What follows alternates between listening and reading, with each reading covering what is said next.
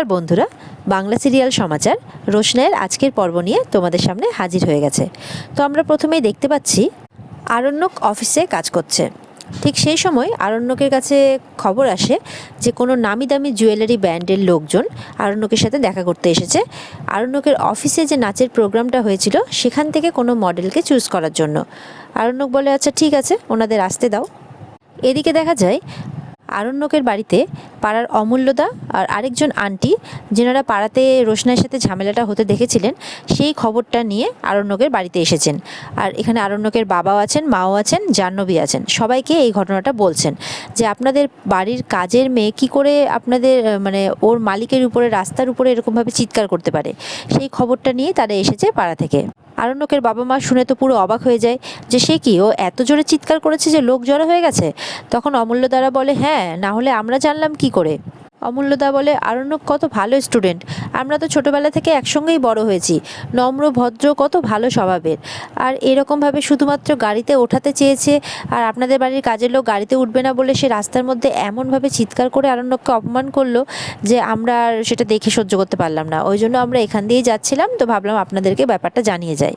তারা আরও বলতে থাকে, দুদিন পর তো ওর বিয়ে, তার বউ যদি জানতে পারে যে একটা কাজের মেয়ে রাস্তার উপর তাকে এইভাবে অপমান করেছে, তাহলে কেমন লাগবে বলুন তো। এই সমস্ত কথা শুনে তো আরণ্যকের বাবা মার একদম ভালো লাগে না। আরণ্যকের মা তখন বলে, এই মেয়েটার এত বড় সাহস হলো কিভাবে।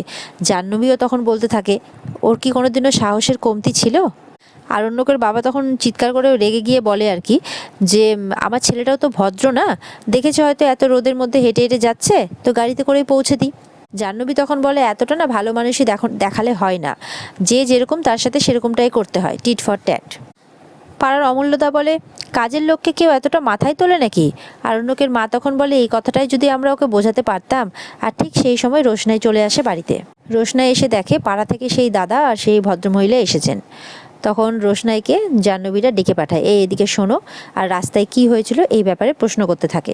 এদিকে দেখা যায় আরণ্যকের সাথে দেখা করতে নামি দামি জুয়েলারি ব্র্যান্ডের লোকজন চলে এসেছে। তারা বলছেন যে আমরা আমাদের ফটোশ্যুটের জন্য গরিমা মুখার্জিকে সিলেক্ট করেছি। অ্যাকচুয়ালি উনি একজন নামি দামি ব্র্যান্ড, আর নতুন ফেস নিয়ে আমরা এখনও এই মুহূর্তে কোনো কিছু ভাবিনি, তবে হয়তো আগামী দিনে ভাববো। তবে এই মুহূর্তে যেহেতু গরিমা মুখার্জি একজন নামি দামি ব্র্যান্ড, তাই জন্য ওনার জন্য আমরা একটা অফার নিয়ে এসেছি। 27-28 তারিখ নাগাদ আমাদের একটা অ্যাড শ্যুট আছে, তো সেই জন্য। আর তাছাড়া গরিমা মুখার্জির সাথে তো আপনার বিয়েও ঠিক হয়েছে শুনেছি, আপনাদের সামনে বিয়ে, তো আমরা আমাদের অ্যাড শ্যুটের জন্য গরিমা মুখার্জিকেই চাইছি। আরণ্যক সবটা শুনে বলে, অ্যাকচুয়ালি আরণ্যককে জিজ্ঞাসা করা হয়েছিল যে গরিমা মুখার্জির সাথে আপনাদের অফিসের কোনো কন্ট্যাক্ট আছে কি না। তখন আরণ্যক বলে, না, গরিমা মুখার্জির সাথে আমাদের কোনো কন্ট্যাক্ট নেই, তবে নিউ সেগমেন্টে যারা ছিল তাদের সঙ্গে আমরা 1 বছরের কন্ট্যাক্ট করে রেখেছি। গরিমা মুখার্জি 27 and 28-এ শ্যুট করতে পারবে না। তখন এই শুনে তো জুয়েলারি থেকে আসা লোক, ওনারা খুব অবাক হয়ে যান। আরণ্যক বলে যে ওই 2 দিন উনি আনঅ্যাভেলেবেল আছেন, আর আমি সেটা জানি। আর এটা বলেই মনে মনে রোশনাইয়ের কথা চিন্তা করতে থাকে আরণ্যক। এদিকে দেখা যায় রোশনাইকে প্রশ্ন করছে আরণ্যকের বাড়ির লোক। রোশনাই তখন বলে যে হ্যাঁ, উনি আমাকে গাড়িতে তুলতে চাইছিলেন, কিন্তু আমি ওনার সাথে গাড়িতে যেতে চাইনি। আর ওনাকে আমি বারবার এই কথাটা বলেওছি, কিন্তু উনি আমার কোনো কথা শোনেননি, সেই জন্য আমি বাধ্য হয়েছি চিৎকার করতে। তখন রোশনাই পাড়া থেকে আসা ওনাদের বলে, আপনারা এই কথাটা বলতে বাড়ি অবধি চলে এলেন। তখন আরণ্যকের বাবা রেগে যায় রোশনাইয়ের উপর, বলে যে তুমি এত বড় একটা অসভ্য মেয়ে না, যে তোমার কথা দিকে দিকে ছড়িয়ে পড়েছে। এতদিন বাড়িতে অসুবিধে হচ্ছিল, বাড়ির লোক জানছিল, এখন পাড়ার লোকও জানছে। এদিকে তো পাড়া থেকে আসা অমূল্যদা আর পাড়ার সেই আন্টি রোশনাইয়ের বিরুদ্ধে অনেক কথা বলতে থাকে। এমনটাও বলে যে আপনারা রেখেছেন কেন বাড়িতে, তাড়িয়ে দিচ্ছেন না কেন। আর এদিকে জাহ্নবীও উল্টোপাল্টা শোনাতে থাকে, বলে যে তুমি জানো আরণ্যককে পাড়াতে কোন চোখে দেখে, ও কিন্তু তোমার স্ট্যান্ডার্ডের নয়। আরণ্যকের মা, বাবা, জাহ্নবী সমানে রোশনাইকে কথা শুনিয়ে যায় একের পর এক। রোশনাই তখন বলে যে আমি তাহলে কি করতাম, স্যারজির কথা শুনে স্যারজির গাড়িতে উঠে স্যারের পাশে বসে আমি চলে যেতাম, এটা আমার করা উচিত ছিল বুঝি। সবাই তখন শুনে চুপ করে থাকে। রোশনাই তখন বলে, তখনও তো তোমরা সেইভাবে আমাকে কথাটা শোনাতে, এখন যেভাবে শোনাচ্ছ। আমি ওনাকে বারবার করে বলেছি যে আমি ওনার সঙ্গে যাব না, উনি শোনেননি বলে আমি চিৎকারটা করতে বাধ্য হয়েছি, না হলে আমি এমনটা করতাম না। রোশনাই বলে, এমনকি গাড়ি থেকে নেমে এসে উনি আমাকে উঠতে বলছিলেন, তো আমি কি করতাম। তখন আরণ্যকের বাবা বলে, এটা ওর ভদ্রতা, তুমি সেটা বোঝো না। ও তোমাকে কাজের লোক ভাবে না, কিন্তু আসলে তো তুমি একটা কাজের লোক। এদিকে দেখা যায় আরণ্যক জুয়েলারি ব্র্যান্ডের লোকজনের সাথে কথা বলছে। আরণ্যক বলে, কিন্তু সেই সময় একজন নিউ সেগমেন্টের একজন ছিল যার পারফরমেন্স আপনারা হয়তো দেখেছিলেন, তাকে তার ব্যাপারে আপনারা ভাবতে পারেন। তখন জুয়েলারি ব্র্যান্ড থেকে আসা ওনারা বলেন যে আমরা তো নিউ সেগমেন্টের সেই ডান্স পারফরমেন্সটা দেখিনি। তখন আরণ্যক বলে, ও আচ্ছা, সেই সময় আপনারা ছিলেন না, আচ্ছা ঠিক আছে, আমি আপনাদের দেখিয়ে দিচ্ছি। আরণ্যক রোশনাইয়ের ব্যাপারে বলতে থাকে, বলে যে আমার মনে হয় আপনাদের ওই মেয়েটাকে খুব ভালো লাগবে। আরণ্যক বলে, ও খুব ভালো ভালো ডান্সার, আপনারা তো একজন ডান্সারই খুঁজছেন তাই না? তখন ওনারা বলেন যে অ্যাকচুয়ালি নিউ ফেস তো, ক্যামেরা ফেস করতে পারবে কিনা প্রথম প্রথম এই নিয়ে ভাবছি আমরা আর কি। আরণ্যক বলে যে দেখুন, আমার বিশ্বাস এটা যে আপনারা খুব ভালো একটা ফিডব্যাক পাবেন, ও খুব ভালো ডান্স করে, ইনফ্যাক্ট ও বানারসের মেয়ে। আরণ্যক তখন রোশনাইয়ের ডান্স পারফরমেন্স ওনাদের দেখান। ওনারা তো দেখে খুব খুশি হন, আর ওনাদের খুশি দেখে আরণ্যকও মনে মনে খুব খুশি হয়। এদিকে তো বাড়িতে আবারও দেখা যায় যে পাড়া থেকে আসা দুজন তো রোশনাইয়ের নামে যা খুশি তাই বাড়িতে নালিশ করতেই থাকে। আরণ্যকের বাবা সেটা শুনে রিয়্যাক্ট করতে থাকে, রোশনাইও তার প্রতিবাদ করতে থাকে, এই সমস্ত কিছুই চলতে থাকে। রোশনাই তখন বলে যে আপনারা আগে ঠিক করুন যে এই রকম সিচুয়েশানে আমার কি করা উচিত ছিল, আপনারা কি চাইছিলেন? স্যারজির গাড়িতে উঠে চলে যাওয়া উচিত ছিল আমার? তাহলে এক কাজ করুন, আপনারা যদি তাই বলেন তাহলে নেক্সট টাইম থেকে যখন এরকমটা হবে আমি তাই করব। এটা শুনেও আরণ্যকের বাড়ির লোক চুপ করে থাকে, তাদের কাছে কোনো উত্তর থাকে না।